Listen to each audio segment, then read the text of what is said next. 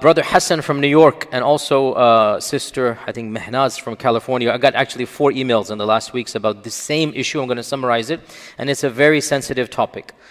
The emails all say the same scenario. A female relative has decided to marry a person of another faith.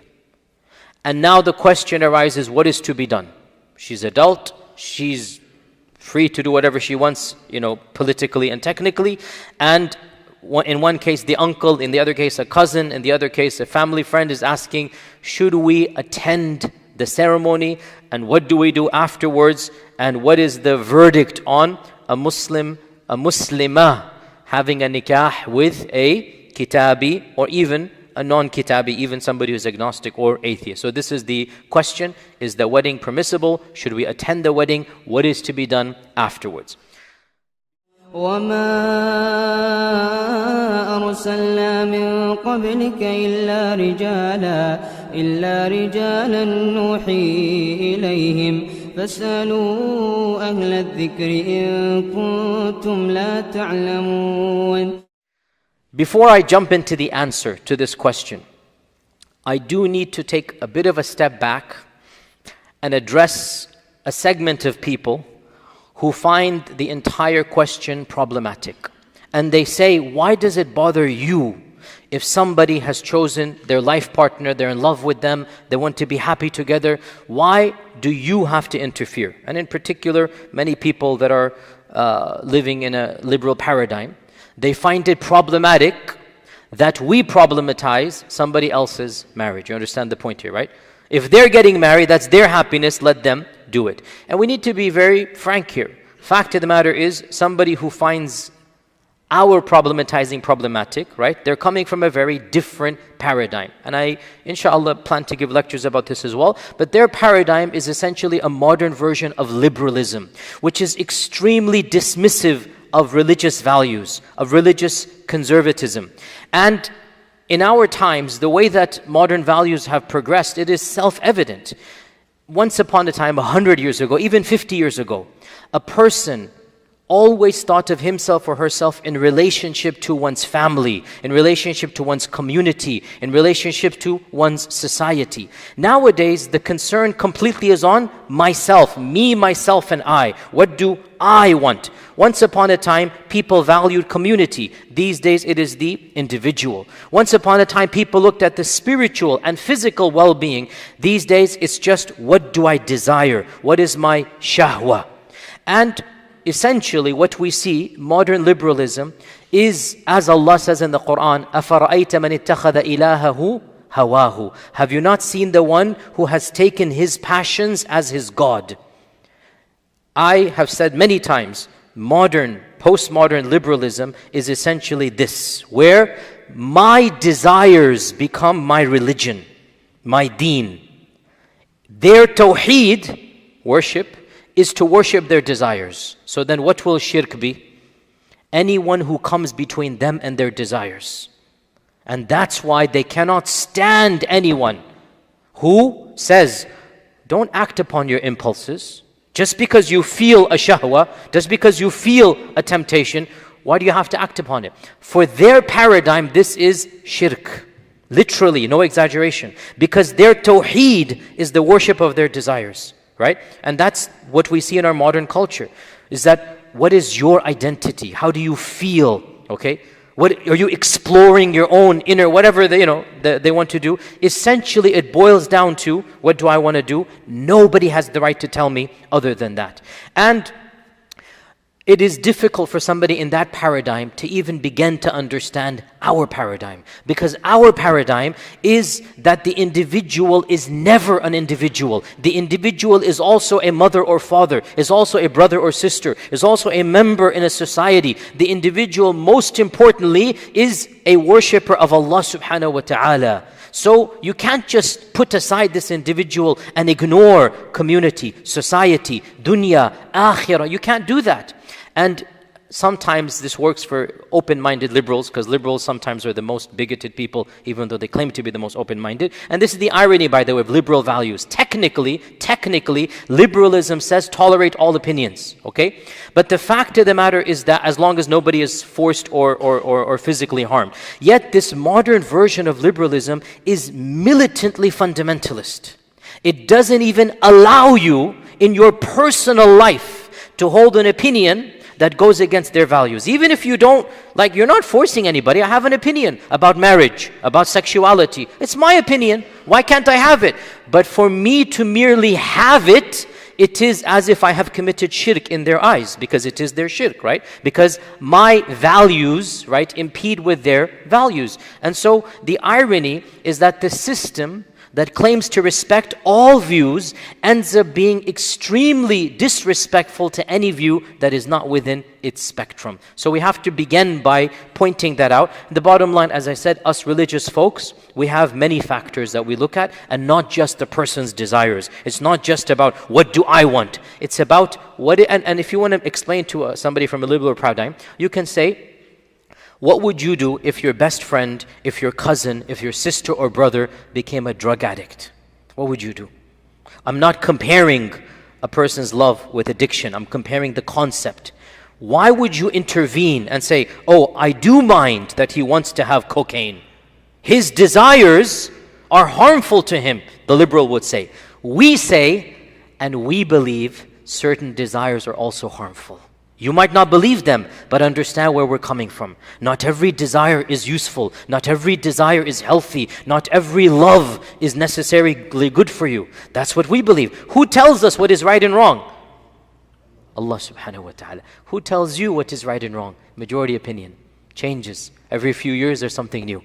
Democracy is, when the natural logical conclusion is even ethical values become up to the majority vote. And I have to give this long disclaimer because I have to be brutally honest here. You know, these videos, they go online and people cut snippets and paste and like, oh, look at this fundamentalist preacher. He's telling people they shouldn't marry whom they love. And I say, look, we have the right to preach whatever we want. Even as we understand the freedom of this country, we cannot force anybody.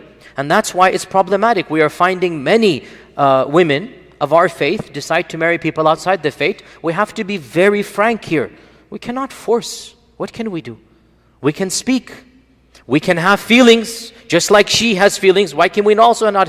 And we can try to argue and negotiate, but in the end of the day, if she insists and she is an adult, what are you going to do? In terms of technical, I'm not talking about Islamic law. What are you going to do? So we have to be very clear about this issue. That long introduction, let us now answer the fiqhi question. Do we believe it is allowed to marry a person outside of our faith tradition? We know that the Quran explicitly forbids a Muslim man or a Muslim woman from marrying a mushrik. وَلَا تَنْكُحُ الْمُشْرِكِينَ and وَلَا تُنْكُحُ الْمُشْرِكَاتِ. It is explicit in the Quran. Men and women cannot marry mushrik. And the term shirk applies to anyone who worships other than Allah subhanahu wa ta'ala. Even somebody who rejects Allah is committing a type of shirk because they have taken themselves and their egos as objects of worship besides Allah. So from a technical perspective, even those who believe that God has a son, that is a type of shirk as well. So all of this is included in shirk because they are worshipping and believing in a God other than Allah subhanahu wa ta'ala. So there's a general rule. Muslim man and woman cannot marry mushrik. Now, one exception comes, that's in Surah Al-Baqarah. One exception comes in Surah Al-Ma'idah. Allah says in Surah Al-Ma'idah, one of the last revelations that was revealed, that it is allowed for you men to marry a kitabi lady if they are chaste. Meaning if they are not acting in a lewd and a lascivious manner, they are living a dignified life. A Muslim man may marry a kitabi lady. This is a gender-specific exception. A man may marry a lady that is a kitabi.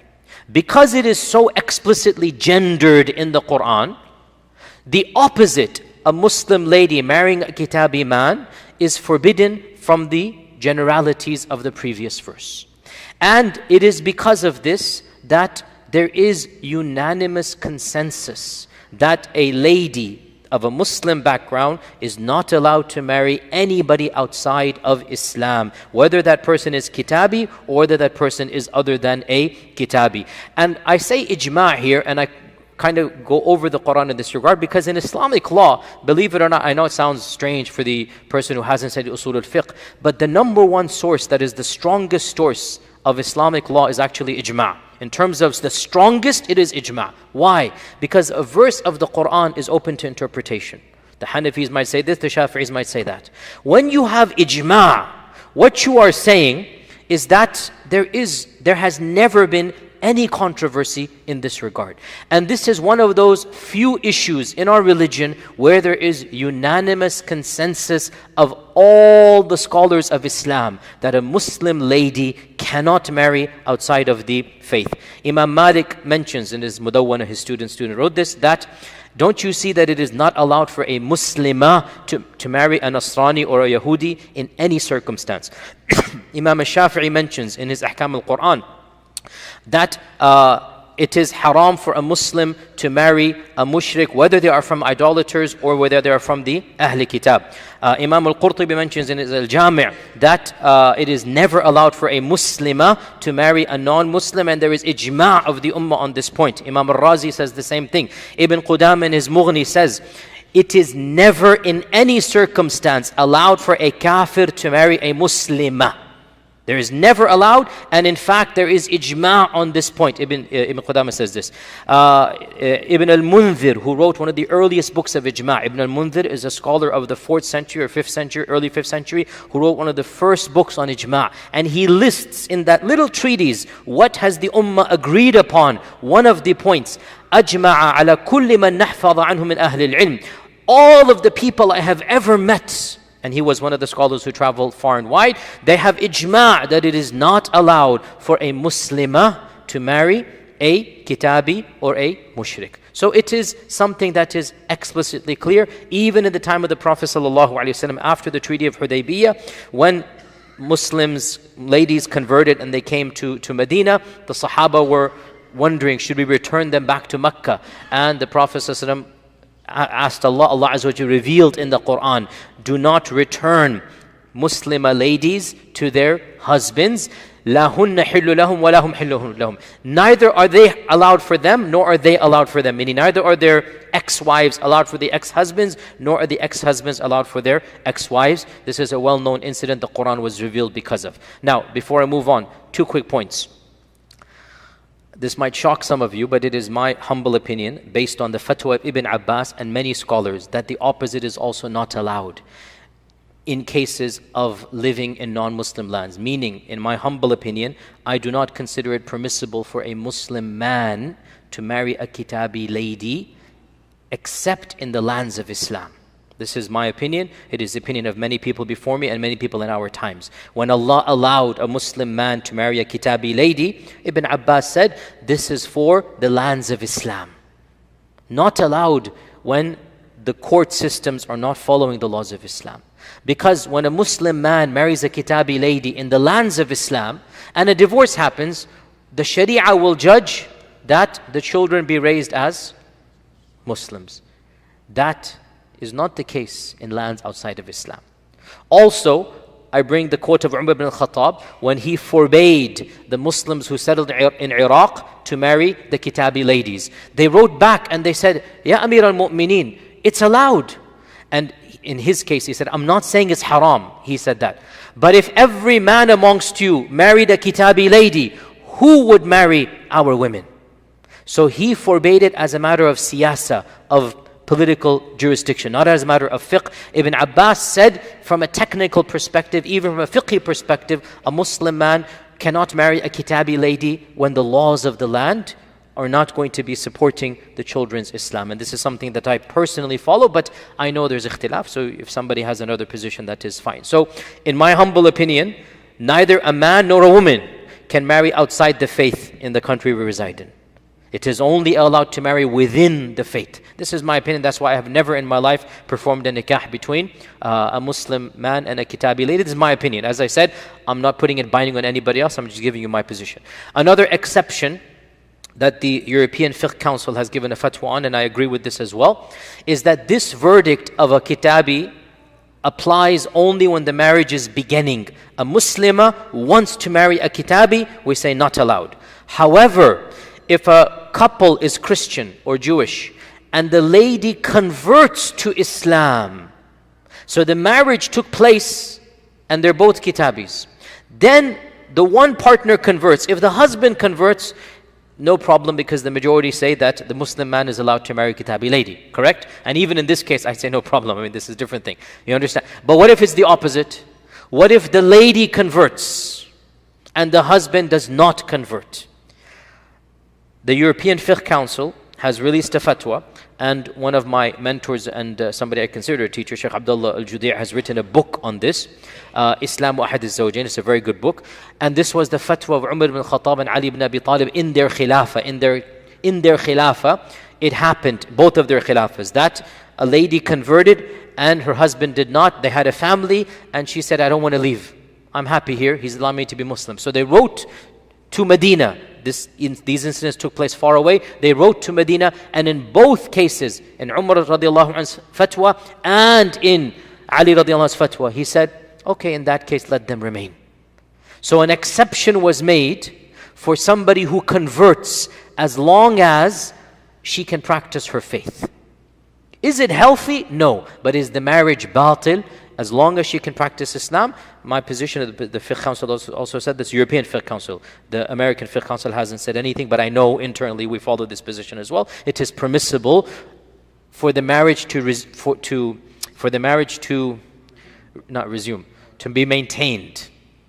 You are not allowed to initiate a marriage, but to maintain. In Arabic it's called istishab al-asl. You presume the continuity. The continuity of the marriage is permissible, but not the initiation of a marriage. Is that clear? Okay. With this fiqhi background, let us now conclude with the big question. What is to be done? She's decided. We say it's not allowed. We say there is no nikah. We say this nikah is batil. You can have a civil marriage, you can make the registration, the government considers it a valid ceremony and a valid marriage. We understand that. From our perspective, the nikah is batil, it doesn't exist. What is to be done now? This is the whole issue. There is no religious fatwa that can be given. This is now a matter of psychology, not legality. What is to be done if somebody whom you love insists on disobeying Allah and His Messenger? The problem comes here. What is our ultimate goal? Is it for us to punish them or is it for us to guide them? I'm asking you. To guide them. Okay. So the goal here, if they've declared we want to do something haram, the goal here is to guide them. How you guide somebody, how you influence somebody is not fiqh, it is psychology. So, one of the most common genre of questions us people get asked, the shuyukh and the ulama and whatnot, one of the most common genre, Shaykh, I have a friend who does X, Y, and D, what should I do? Shaykh, I have a relative who does this, what is the best way to give da'wah to them? And my response is always the same, you know best. You're asking a psychology question, not a legal question. What is the best way to give da'wah is not fiqh, that is human psychology. And who knows your friend? You or me. Who knows your cousin? You or me. Who knows your brother or sister? You or me. You do. So what is the next step? You and your family needs to come together and have a frank discussion. What do we need to do to try our best to influence this person in the short or in the long term? And that question, nobody on a podium, on a pulpit, from a sheikh's paradigm can answer as well as you can. We can give you generic guidelines. So when this is going to happen, you've tried to discuss, she is adamant, she's going to go forth with it. What can you do? You have to come together as a family and without this individual, or even with the individual as well, and discuss what are the next steps we should take. And generically speaking, I mean, because there's always exceptions. Sometimes a person might be best that you withdraw from them, emotionally cut off, and they're going to feel a sense of we need to change for the better. That will influence them. Sometimes being angry and rebuking will work, but generally speaking, a little bit of compassion works more than a little bit of harshness. This is the general rule. A little bit of kindness, hurt love, will work better than anger and spouting and whatnot. So, and that's because people go through phases. Right now, she's passionately in love with her colleague or coworker. Right now, she's not thinking straight. As all of us who are above the age of 30, 40 know, I mean, love is something, mashallah, it's nice when you're a teenager, but, life goes on. I mean, it's like that teenage love that happens, or the first love when she's getting married, she's not going to feel the same way in 5, 10 years. Everybody knows this, okay? So, what do you want to do? You want to burn all bridges so that 5 years down the line, when she softens up, when she feels an emptiness, when she realizes, I don't have a connection with my Creator, and then she also realizes, I don't have a family, what's going to happen? She's going to dig herself in deeper. She's going to find other ties. I've even heard of very rarely where she converts to Christianity. Not because she necessarily believes, but she needs a faith-based community. And her whole masjid and family have completely boycotted. What do you think is going to happen psychologically? So my general rule, but again there are always exceptions, is there should be what I call hurt love. Hurt love. There can never be ignoring what she has done. Now I have to be clear here. You cannot just go back to status quo. You cannot just say, okay, fine, she's decided, tough luck, life goes on. Why? Would you do that if she was a drug addict, if he was a drug addict? Would you do that if they are selling drugs? No. You're always going to show, I'm not happy with this lifestyle. I don't like what you're doing. But they're still your biological daughter, cousin, niece. That's never going to change. So you have to balance between that ties of kinship and between showing that you're just not happy. And again, there's no fiqhi ruling here, but I would speak generically. And again, you judge best. I would say the following, my humble opinion, the generic rule, the immediate family, of course friends, it doesn't even come in, because why would you're not, as a friend it's easier to step back. But a generic, family, immediate family, in my humble opinion, going to the marriage is a bit too much, because you are explicitly endorsing something that is a blatant rejection of Allah's Sharia. My humble opinion, I don't see a justification of you just, because when you go, you're going to be scowling all the time, looking angry. I mean, be realistic here, okay? What would be the purpose of you going? In this case, your presence is tacit approval. Generally speaking, this is what I would say. However, you can't just cut off ties of kinship, can you? I mean, she's your daughter or your niece or your cousin. What are you going to do? Once kids come, what are you going to do then? I mean, definitely, I hope nobody will take their anger out on the kids. The kids have not done anything wrong that they deserve to have anything from you different. They are your biological mahram. Even if the marriage is batil, by the way, right? If you're the father or the nephew, the uncle, those are your biological mahrams. You cannot marry them. Even if the marriage is batil, you get the point here. There is a something kinship that you have. And also, it's not the fault of the kids. And also, shouldn't you even more now be a positive Islamic role model in the lives of these innocent children when they don't have one otherwise, right? So again, we have to bring a psychological issue that perhaps some scholars are not understanding when they give very explicit fatwas. I've heard them myself, cut off all contact and don't associate them. I mean, I'm sorry, but that's a human element that you're not taking into account. How can you cut off all contact with your own son or daughter if they're committing a sin? Even if, a'udhu billah, they have left Islam, in the end of the day, they're still your son and daughter, aren't they? There has to be some relationship, even as you demonstrate, what did I call it? What was the term? Hurt love, okay? And that hurt love shows to reinforce, like, son, daughter, look, you're still my son, my daughter, I still have those feelings for you, but I'm very hurt at what you've done. In my humble opinion, this is the best mechanism of da'wah. As well, what else can be done when she insists and the marriage takes place? What else can be done? Are you going to never meet the person that she has married on paper? Tell me. What is another goal you should have? Da'wah to this person. How are you going to give da'wah if you're going to spit in his face? I mean, again, there's a human component that we have to be realistic with. May Allah protect us. Wallahi, I say this and I am terrified. May Allah protect us from ever having to face something like this. We don't want it.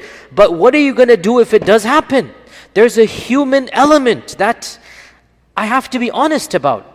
Are you not going to invite the person over to your house after a week or two when even they know you're angry? Okay, and by the way, before it happens, you should definitely be frank. Definitely, I mean, in the end of the day, it's also not his fault. He's living in a society that allows this, and in his case, it's a typical drama that his whole circle of friends will sympathize with him for. His whole family will support him. He's gonna, it's gonna be it might even become an HBO movie or something, they're gonna make out of it, It is a standard scenario that they're gonna love to do. You become the typical bad guy. Stereotypical bad guy. So don't be in that box. Understand what's going on here. From his paradigm, you have no right to stop your daughter. That's the world he's been raised in, right? From our paradigm, our daughter's our daughter. She's always going to be our daughter. Doesn't matter, So the point is that you need to be a little bit more wiser in this regard. Of course, you will invite him over. Even before, explain to him why you cannot prove this religiously. Speak to him frankly. And say, what do you want me to do? It's against my faith tradition, and I do not believe this is valid in the eyes of my Creator. And then right then and there say, but I ask you to please think about my faith. I ask you, this is what I believe. Give him the Quran. And then when they're gone, go to your room, fall down in sajda and cry to Allah subhanahu wa ta'ala to guide that person to Islam. What else are you going to do? Make dua sincerely and then show that person the best of Islam outside of the marriage ceremony. Show them what it means to be a Muslim. Because if he does convert even after a year or two, what can you do? Nikah ceremony right then and there. Alhamdulillah, right? You see the point here. So the goal is that we need to be a little bit realistic given the circumstances we're in. These simplistic fatwa of boycott and cut off, it doesn't work. There's a human component that has to also be taken into account. And so the bottom line, and with this inshallah ta'ala I conclude, we are very well aware that this is a crisis taking place across this country. For those of you that are not aware, I'm sorry to burst your bubble. Again, from me, you're going to hear blunt truths. This is becoming more and more common. Dare I say, I cannot imagine anyone that has extended family except that this has happened in your own family and my own family. And yes, my own family. It's the reality.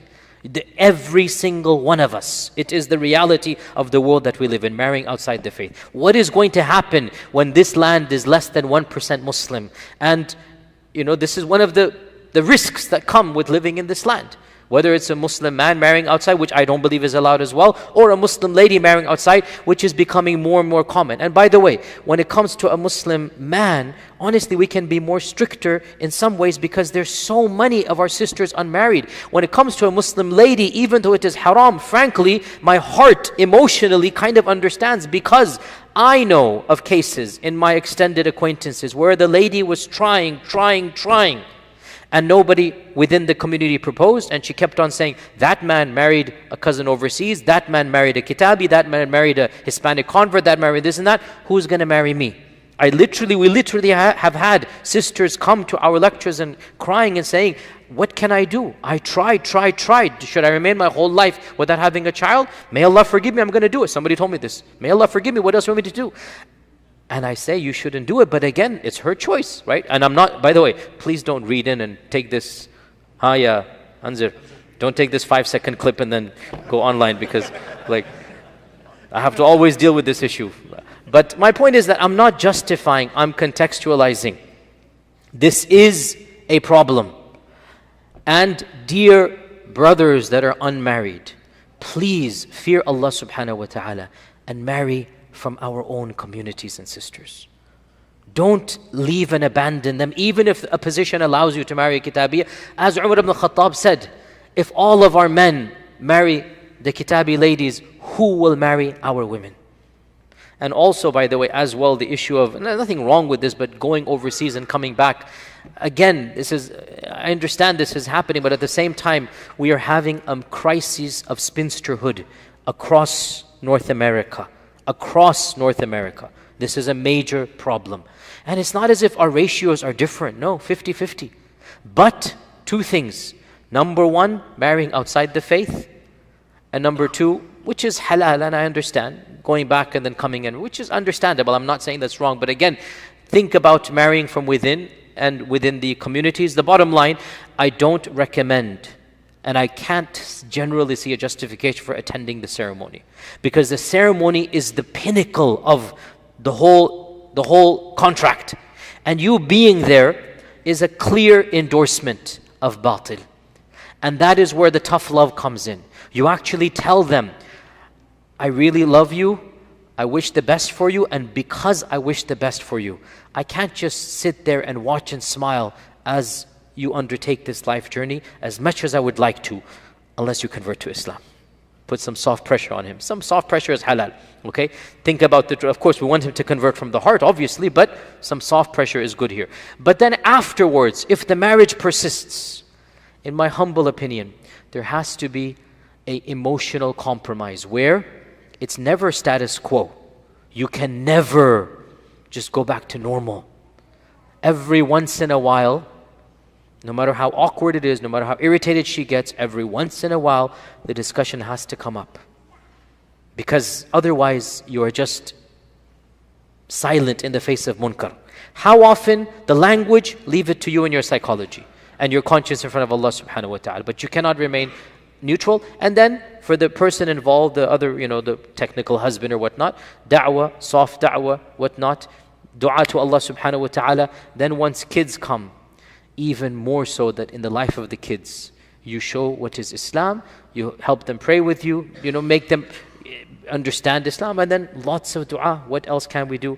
And in the end, we ask Allah subhanahu wa ta'ala protect all of us and protect our families and our sons and our daughters. We ask Allah azza wa jalla refuge from seeing from our sons and daughters that which will break our hearts and make us sad. We ask Allah azza wa jalla to protect our families and make them families of iman and taqwa. We ask Allah subhanahu wa ta'ala to make our sons and daughters of those who love the Quran and who love the Prophet sallallahu alaihi wasallam. Oh Allah, make our sons and daughters of those who establish the salah and who pay the zakah and who fast Ramadan. Oh Allah, grant our sons and daughters and our unmarried brothers and sisters righteous spouses from amongst ourselves, O Allah. Give them spouses that make them the coolness of their eyes and the comfort of their souls, and allow them to come closer to you. برحمتك أرحم الراحمين.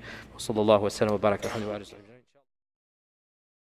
لا يزال الخير حيا لا يزال إن في الدنيا سلاما وظلال أخبر الأيام أنها في وصال قم بنا وانظر لآيات الجمال قم بنا وانظر لآيات الجمال